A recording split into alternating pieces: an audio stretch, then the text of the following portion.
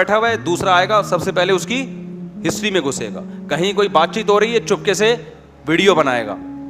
یہ ساری حرکتیں کیا ہیں؟ گھٹیا,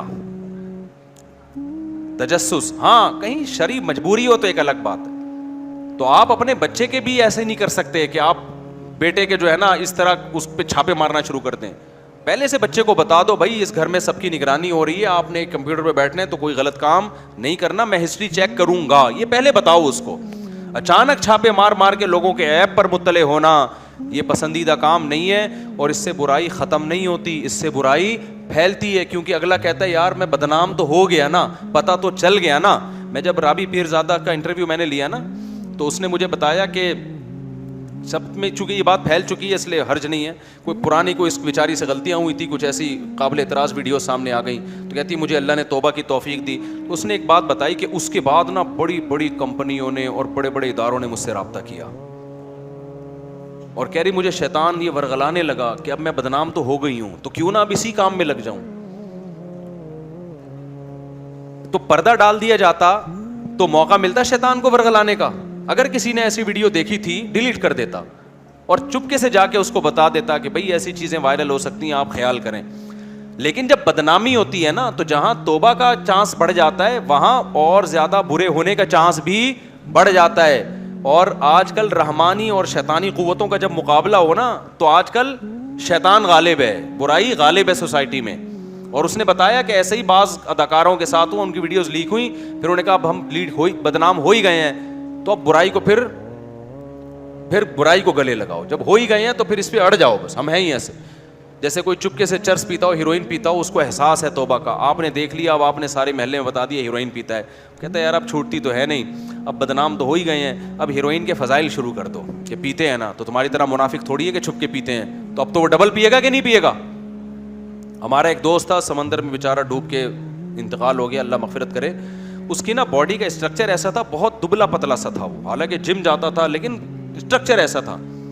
اب جہاں جائے اس کو گھر والے کبھی کہتے ہیں یار یہ تو چھپ کے نشہ تو نہیں کرتا. اس نے مجھے خود بتایا, میں اس کو جانتا تھا, دوستوں میں جا رہا ہے, ابے لگتا ہے کوئی پیتا ہے, جو اس کو اتنا ایک دن غصہ آیا نا جا کے اس نے پینا شروع کر دی کہ یار جب ہمیں بدنام کر ہی دیا ہے کہ ہم پیتے ہیں تو اب ہم کیا کریں گے, پئیں گے.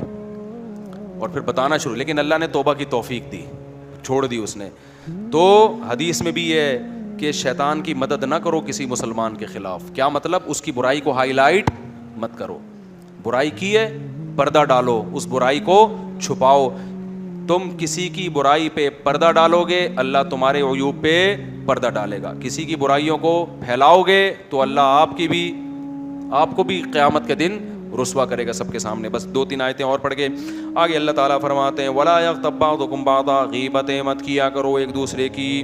آگے اللہ نے فرمایا ہم نے تم سب کو ایک مرد اور عورت سے پیدا کیا, قبیلوں میں بانٹ دیا, لیکن عزت اور ذلت کا معیار وہ قبائل نہیں ہے. میں پنجابی ہوں, میں پٹھان ہوں, میں مہاجر ہوں, میں سرائکی ہوں, ابے تو آدم ہے, آدم کی اولاد ہے.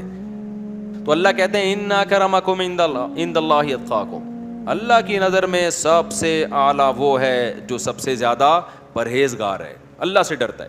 باقی اپنی قوم سے محبت ہونا یہ نیچرل ہے, یہ بری چیز نہیں ہے. سمجھتے ہو کہ نہیں سمجھتے؟ تو یا اچھائی میں اپنے آپ کو موٹیویٹ کرنے کے لیے اپنی قوم کا سہارا لینا یہ بھی ٹھیک. کہیں بہادری کا موقع آیا تو کوئی پٹھان کہتا ہے میں پٹھان ہوں, میں بزدلی نہیں دکھاؤں گا, تو یہاں مقصد دوسری قوم کی توہین نہیں ہے بلکہ اپنے آپ کو موٹیویٹ کرنا ہے. کوئی سخاوت کا موقع آیا, پنجاب والا کہتا ہے بھائی ہم پنجابی ہیں, ہم جب کھائیں گے بھی رج کے تو کھلائیں گے بھی رج کے, تو یہاں کسی قوم کی توہین مقصد نہیں ہے. لہذا اس طرح کا ایسے موقع پہ ریفرنس دینا یہ غلط نہیں ہے, لیکن بہتر یہی ہے کہ ان الفاظ ہی کو زبان سے نکال دو. سمجھتے ہو کہ نہیں سمجھتے؟